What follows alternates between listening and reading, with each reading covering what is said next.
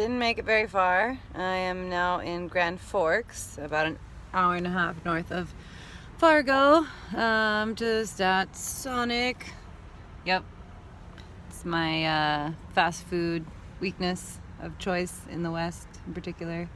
I just love their French toast sticks. So being that I'm just sitting here for the next 2 hours and I basically can't turn my car off until I am at AutoZone, which doesn't open for 2 hours, just sitting here and eating crap. Yeah, so basically so I got the car jumped and then I had to keep it driving, and then I was already on a quarter tank of gas, so it's like, well, I don't want to run out of gas again. So I pulled off. There was one gas station like between Fargo and Grand Forks, one gas station, and it literally only had 87 gas. There was no other option. I was like, really? So now my car stinks like rotten eggs again. Too bad there's not like a smell feature to this video, because it is quite putrid, and I don't even have a good sense of smell, so you know it's got to be kind of bad if I can smell it. I feel bad for Walk By. His nose probably hurts because he smells really well. What do you think, Walk? Are you bored? He's bored.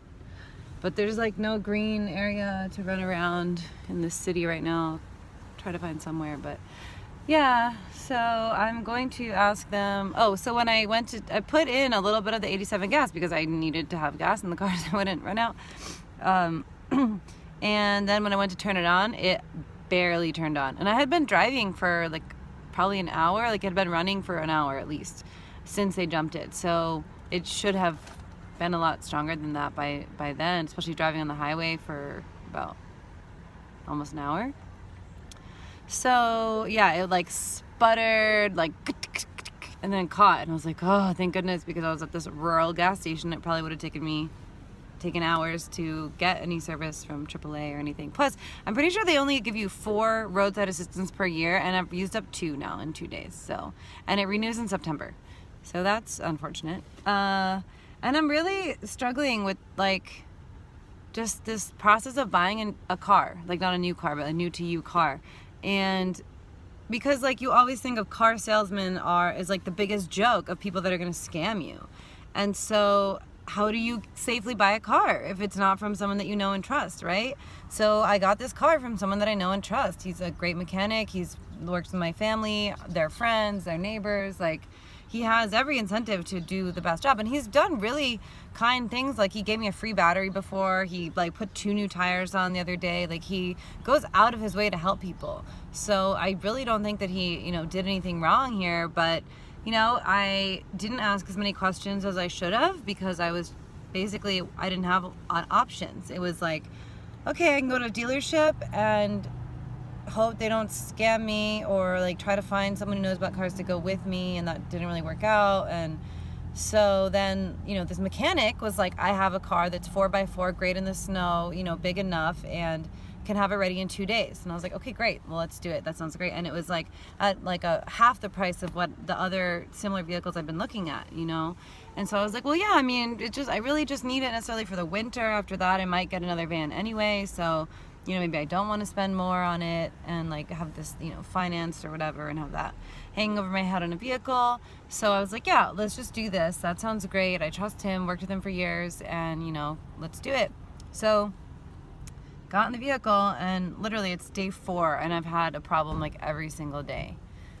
And I used to buy, like, my vans were pretty cheap and pretty old, and I did have issues with them. Like, they eat, like, my white van definitely broke down a couple times, and I had to put money into getting it fixed. But this was like every day in a row, like, check engine lights on. These lights are always on, like the TPMS, VSA, and that triangle. He's like, yeah, they're just on. It's like a wiring problem. I'm like, oh, okay. So yeah, I mean, I think the problem was that I was in a rush. I've been wanting to get back out to Montana for like since I was there. I left on October 4th, and I wanted to be back like that weekend. And then I just went back and forth about, okay, well, do I rent a car and drive out there? It was going to cost $2,000 just to rent a car, like a minivan car with Enterprise and drop it off out here. Literally $2,000. So I was like, that is insane. And then what I wanted to do was rent a moving van, like a U-Haul van, but they wouldn't let that happen. They were like, no, we can't, we don't have any extra here in the Northeast, so you can't like drop it off in a different location. So you'd have to rent a truck, which would cost $2,000. So at that point I was like, okay, well I might as well just rent a car buy a car, because like if I'm gonna put $2,000 in, then what the heck, you know, to have a car for a week, that's ridiculous. And to be fair, my job is reimbursing me about what a flight ticket would have cost out here. They're gonna pay me back for some, I hope. That was the agreement. So anyway, it just like was not a simple solution to get a whole bunch of stuff out here without a car.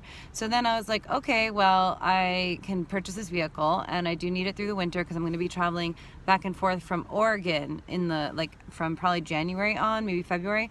So, and like possibly in Colorado as well for another project. So I really need like a, you know, 4-wheel drive, snow-friendly vehicle because it's winter. So, and you know, it's definitely like a learning lesson. Like pretty much a lot of the van life people who live this lifestyle, they go to Arizona or Mexico in the winter.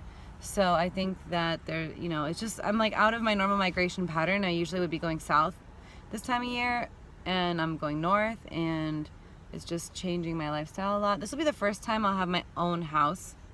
Like, I mean, ever, an actual house, but even my own space. Like I had my own apartment for about a year in 2011. That was the only time, because I had roommates before that.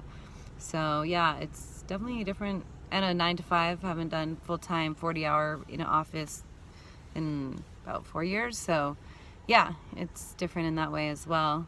But anyway, I'm just distracting myself, so you guys are probably bored. I'll check in later. Okay. Say bye, Walk.